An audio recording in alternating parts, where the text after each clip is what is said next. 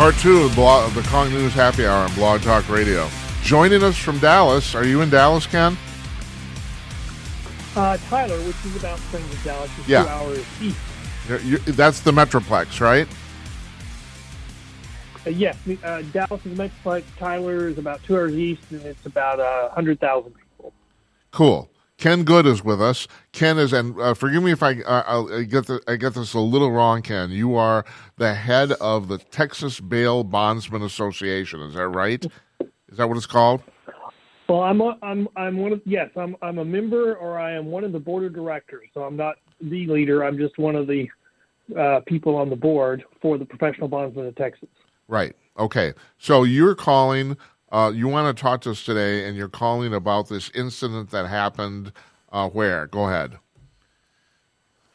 So in New York, on the subway, we had an incident with a fine gentleman who decided it was a great and brilliant idea that I would smear, or that he would smear some of his feces on a complete stranger's face. Yeah. Wonderful. Now, that's just a sterling example of our shining light of bad bail reform in New York. But he got out. He was released like in what, 2 hours or something? Yes, because it was one of those crimes that you're not that the court is ordered to release them with no bail, no matter what their criminal history is, no matter how many other problems they have, and no matter if they continue to have problems. So it's just no accountability, green light to go do what you want.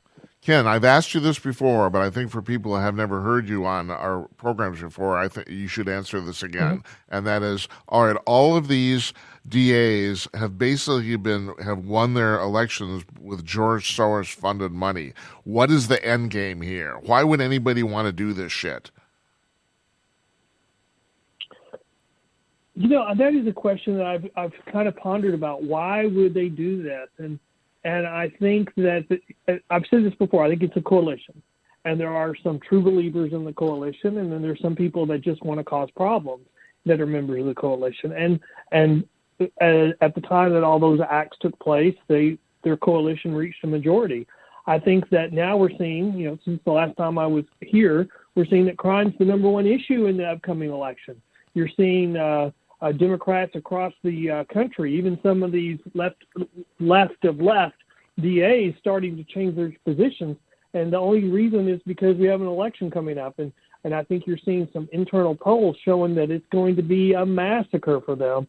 And so now you've got the governor of New York in the last few days coming out and saying, well, I am in favor of reforming the old bad stuff that we did on bail reform, because there's election coming and they're going to get killed on it because it's become the number one issue after all the terrible things they've done. Ken, on the planet where you're God, how would you fix this ASAP? You know what? I think I would fix it with the accountability. The way they sold this to everybody is we all deserve second chances. And I think we are a country of second chances. But, like Harris County, we don't see second chances anymore. We see 8th, 9th, 10th, 11th chances. And so I think we're a country of second chances, but I think at some point you got to draw a line in the sand and say, when you cross this line, you're going to be held accountable.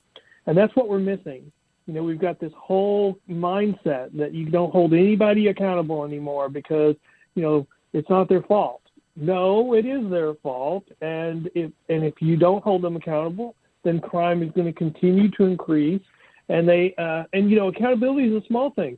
Give them a small bond. If they don't show up for court, okay, you might give them a second chance. But if they don't show up for court again, you have the right to hold them until their case is resolved.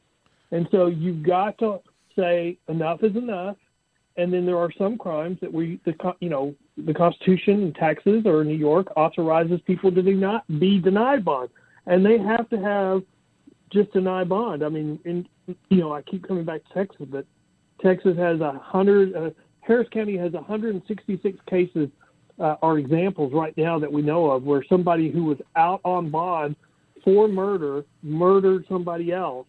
So you're talking about 10 years ago, murder. They wouldn't be on bond the second time. 166 people. 10 years ago, God, that's incredible. Yeah, I know. I know. I believe, Harris County's become like, some dogs. You get one free bite. Well, it's almost like in Harris County, you're going to get one free murder before you're held without bond. I thought you were going to say 66 people, carjacked or something. Murder? God almighty. Hank, do you have a question? Well, murdered by somebody who was out on bond after murdering somebody else. Correct. That's 166 of them. That's crazy. That's nuts. This is Hank Reardon here. Yeah, hello, Ken. I just, when I hear the experts like you, Ken, speaking to what's going on, the system wants the chaos, or you wouldn't let it happen, right? I mean, I agree with that. Yeah, the best example I can give you is like last week, there's a monitor in Harris County that filed a report about, their misdemeanor reform they did there, and they're touting that the system's working great. And one of the statistics they quote is that, 60-something% of the misdemeanor cases are now being dismissed. And I'm like, okay, you obviously know nothing about criminal justice or bail reform, because if you're dismissing 60% of the misdemeanor cases, that means that your criminal justice system is collapsing, not that it's working. How can anybody think that? I don't understand how any reasonable person could look at that and think that that's a success. Ken, you said something on a show we did a couple months ago that still resonates with me, and I brought it up numerous times. And that is, you said that when some of these real progressive DAs end up instituting these really lax bail laws or custody laws, that when they don't work, the first thing that everybody says is, well, they need more time. And when you said that, I realized, well, that's kind of a metaphor for the entire liberal frickin' experience in the United States. All these people think they're absolutely convinced that these ideas will work if they're just given enough time. And when you just said this just now, it's like, no, they just don't work. I mean, you can't. The axiom is wrong from the get-go. It's like you start with a certain fact, and that fact is incorrect, and then you wonder why the hell it doesn't work. Oh yeah, and it's really great because since the last time I was on y'all's show, there's been a lot of stuff going on all across the country. We've had this misdemeanor reform in Harris County with a court case where they entered into a settlement. They just weaponized federal court, but the whole basis of the reason why they entered into a settlement was because the federal court made a ruling on X. Well, in January, just a couple months ago, the Fifth Circuit reversed that ruling. I mean, in a different case, but they reversed it and gave, the Harris County a pathway to just undo all these reforms. And, what's their response? Oh, well, we don't want to undo all these reforms. They're working so great, even though crime is increasing left and right. Nobody shows up for court. 60% of the misdemeanor cases are being dismissed just to try to keep their head above water on the criminal justice system for misdemeanor cases. And so they have the solution and they refuse. And so, a couple of weeks ago, we had a hearing in the bail bond board on whether they were going to enact a local rule to require bondsmen to charge a minimum fee of X because they're blaming the bondsmen for increasing crime. No. That's what they're doing. Really? They're blaming you guys? That's crazy. Yeah, I don't know. We're writing fewer bonds, and as we writing fewer bonds, crime is going up exponentially, but somehow it's all our fault. I don't know. It's like we talk about this on these shows every day. It's like the sky is green and up is down and down is up. It's like, Jesus, I just don't believe it. Yeah, and how do you get back to some kind of center? Yeah. I mean that's... Well, you have to realize that what's going on in Harris County is they've got an election coming up in November. We just had the primary. This argument came up several weeks before the primary. So they're just trying to come up with somebody to blame so they can survive the next election.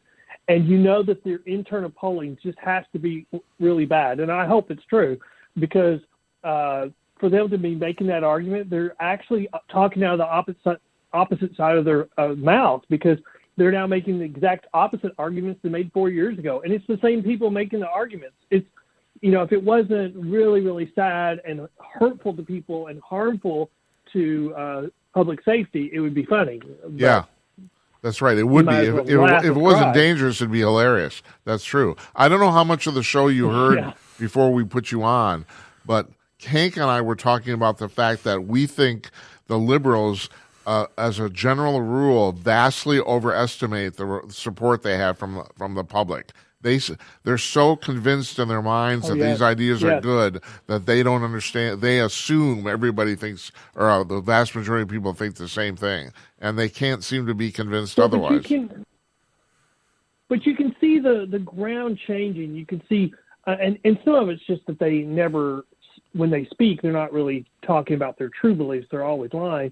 But I mean, you can see Biden is talking about backing the blue, and it was a mistake to defund the police. But then you've got the far left saying you're right. We're wanting to defund the police.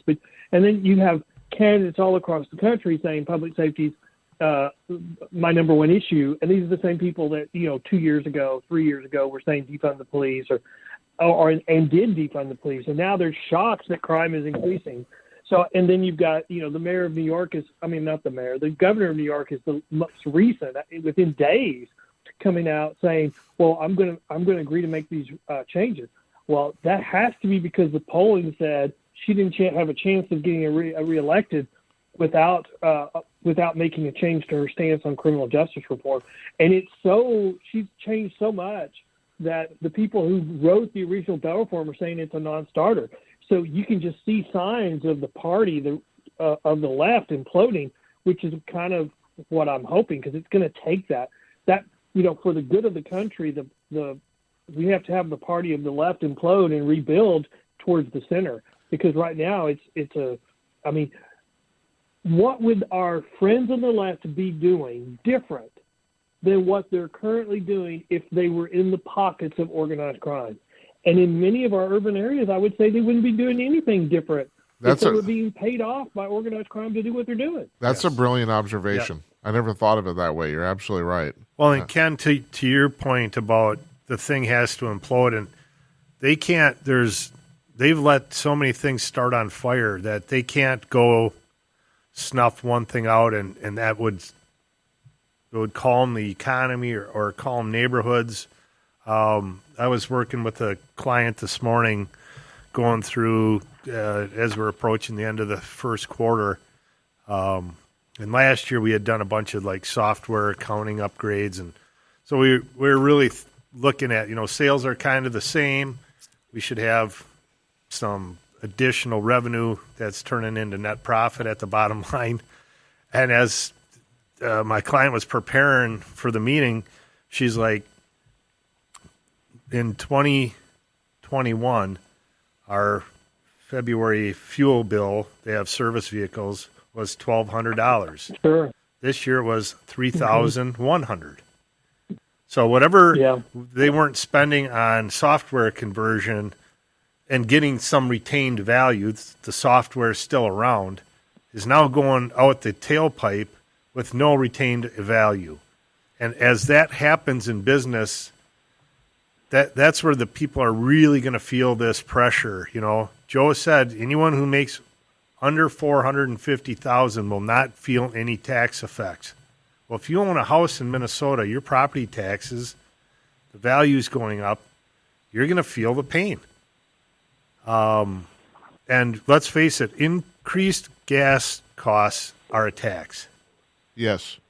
Okay. How many of these little stickers do we see across the country of Biden pointing towards the gas pump saying, I did that. Yep. I know. I've seen some, even in, our liberal areas of the state, I've seen articles from gas stations say where they remove dozens of those every day.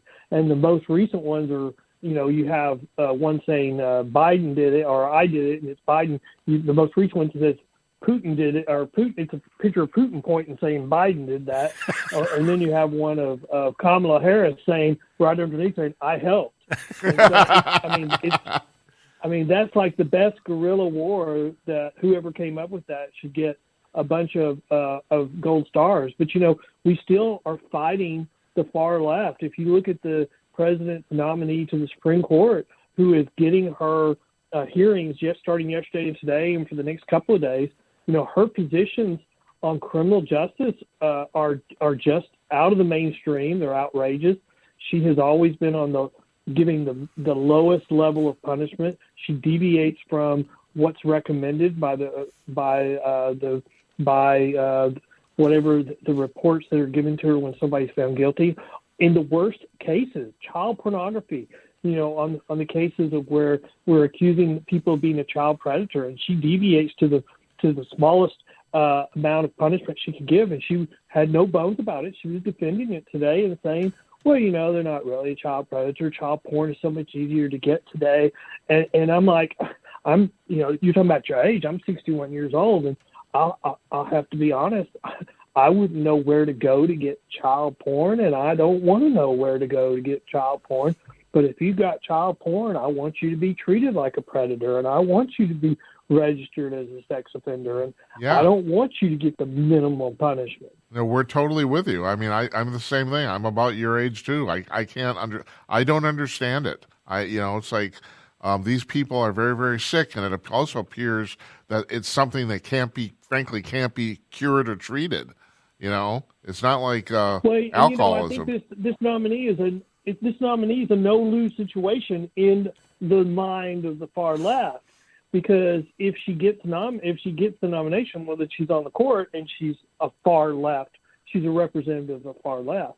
But if she doesn't get the nomination, if she gets rejected, well, then that's the rallying cry for the party right before the election. And I've, in the last how many election cycles, we've had some type of rallying cry, usually involving some criminal justice issue. Criminal justice is not going to do it this time because I think they've overplayed their hand for too many times, and we're not going to have riots that are going to affect an election without a backlash. So I think they're thinking if she gets turned down, she can become the rallying cry. They're holding down, intelligent black women when, look, she's out of the mainstream. She should be denied. But, everybody's saying, oh, she's a shoo-in. And I'm like, well, our country is the worst for it then. Because the color of your skin, you can't oppose somebody. Well, that's the other thing, too, Ken. We've talked about this on the show. She checks the right boxes in the fact that she's a black woman, but in reality, she's a privileged person. I mean, I don't know if you know anything about her personally. Her parents are affluent. She went to the best schools. She's, unlike Clarence Thomas, who truly grew up in real severe poverty, really rose out of the, lift himself by his bootstraps. This woman, she's just another rich chick from the suburbs. I mean, she just is. What kind of diversity is that?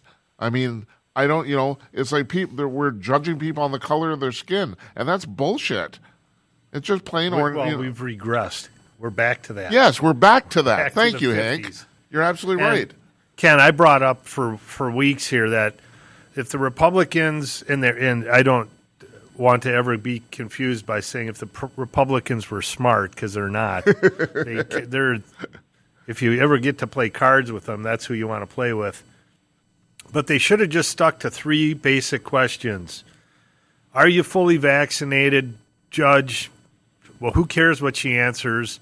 If it's found out that these shots were the same thing they did in the Tuskegee test, would you support as a Supreme Court justice class action suits against the government for letting this happen? That's question 1. And all Republicans should have asked her that question, just so the news all they could do is show that question. What do you think of that, Judge? Being black and what the government did to the blacks with this Tuskegee experiments. Number 2, you're an abortion rights proponent. How do you square Margaret Sanger's dislike for people that have your skin color? She set those clinics up in your neighborhoods to get rid of you. She wanted fewer of you than the whites. Can you explain that backing? And then the third one, you say you're not opposed to the Second Amendment, but you're really not saying you're supportive of it. She says, I'm staying in my lane.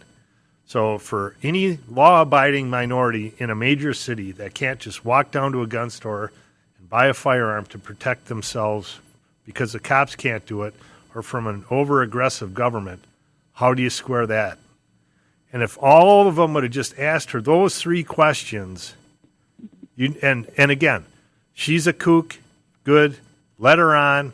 We still have the majority, but at some point, the Republican Party has to have a united message and expose that here's a gifted black that's going against the government that set these programs up to affect blacks. And no one points that out. And they could have done it 60 times. There's 30 people on each of these committees. Just pound that message. Wait, there was one of the current justices on the Supreme Court, and I don't remember who it was, but he came out and they said, if you had some advice to give, the president, what would your advice be? And his advice was, it wasn't give us conservatives, give us liberals. He said, appoint smart judges. And I really took that as a swipe because it shows you that on the far left, they can't defend their positions. So if you're going to nominate someone from the far left, their whole debating style that they've learned at their little far left boot camp is they have to state their position, and then if you take it apart, then they only have a handful of responses. You're a racist, you're an idiot, you're stupid, and or some other attack of your identity, because when they attack your identity, they're telling their supporters, well, don't listen to them because they have no value. And so then you have to adopt their position because no one of value has attacked it. And that's really where we are in the state of our politics right now. I mean, if you look at this issue of bad bail reform, because that's what I've started calling it, bad bail reform across the country just looks like ending accountability. And you have, it's become a political issue. It's a badge that you have to wear from one party, and you have to be supportive of it, and you can't get campaign contributions from, the big money donors unless you support it, no matter the damage. I mean, at least in New York, they acknowledge that simple releasing people carte blanche without looking at their criminal histories for certain misdemeanors has increased crime. Harris County is doing the same thing, and they won't acknowledge it. They say crime's increasing, but they do not acknowledge it's because of those changes. They say, it must be, it's because, the bondsmen aren't charging enough money. That's what's causing it. It's not the misdemeanor reforms that we've done where we've taken away all accountability and we're now dismissing 60-something% of the cases, because here's a report that we created ourselves that says it's working. And, the DA has issued a report saying it's not, that we're wrong, and she's also a Democrat, but disregard that because we're the ones, and they don't have an argument. I mean, it's just, that's where we are. Yeah, well, I've thought this for a long time. They're actually split into two camps. The one camp that actually truly believes that they're doing the right thing and that it is working and they're just delusionally crazy, or the other camp who knows it isn't working and is lying just to take control of the situation. And you put those two people together and yeah, go ahead. Yeah, I agree with that. And that's how you get your money, and that's how you get your majority at correct. any given point. Yeah, you have a coalition. That's right. And then you've got a whole bunch of do-gooders, which we call the Karens now, where they just, they fervently want to do something. And I don't even know why. I mean, it's like they're not doing anything with their lives. They're not looking at the issue. They're just taking a position, and then they're belligerent. If you're opposing what they want to do, then you're just awful. And you need to be personally attacked. I love to debate. When we have a true debate with someone on the far left, usually I can get them to concede some things and agree with me on some things. And that's why I think even makes them more mad. Their supporters get even more mad because they don't want to concede anything. They just want to say, well, we don't have to agree with you. You're stupid. Yeah. And that's where they want to end it. But when you have a civilized debate where they can't do that, or you agree that they won't do that, or that they just don't like to argue that way, they have to concede that we're right on some issues. I mean, who in their right mind would think it's okay to release someone who's 30-something years old, who's been arrested 70-something times in their 38 years, and at the time they murdered an 80-something-year-old grandma, they were released on 2 felony PR bonds, which in Texas are free bonds. It's just they didn't want him in jail anymore, so they let him loose on a signature, and he goes, and a couple of weeks later he goes to Walgreens and kills the 80-something-year-old grandma who's just there to get a birthday card for one of her grandchildren. I just find this just unbelievable. I mean, I can't. It's like this. It's like out of a bad comic book, I don't understand that this is actually It happening. is a bad comic book because across the country they're making the same argument. Yeah. Releasing more criminals will make us safer. And for a short period of time, it didn't impact crime. Now they're releasing more criminals, and crime is going up, and they don't want to admit it. Ken, of course it didn't for a short period of time because it takes time for that stuff to catch up. That's right. Yeah. You're right. That's right. It takes a while for the statistics to catch up. Right. So of course it worked for a short period of time. I mean, or statistically anyway. Hey, Ken, we're going to go. I want to thank you. Thanks for calling. Thank you. I'm sorry I screwed up your introduction, man. My apologies. But we love having you. We love having you here. You know that. Yeah. I've told you that many times. Thank you for having me. Anytime you want to come on, Well, you let us know. Okay. All right, guys. Okay. All right. Take care, Ken. We'll talk to you soon. Okay. Okay. Thanks. Okay. Bye. Bye-bye. That's Ken Good. He's on the board of directors of the Texas Bail Bondsmen Association. Wonderful guy. We've had him on many times, and we will continue to do so. We're going to take another commercial break for everyone. Stay tuned here. We'll be right back.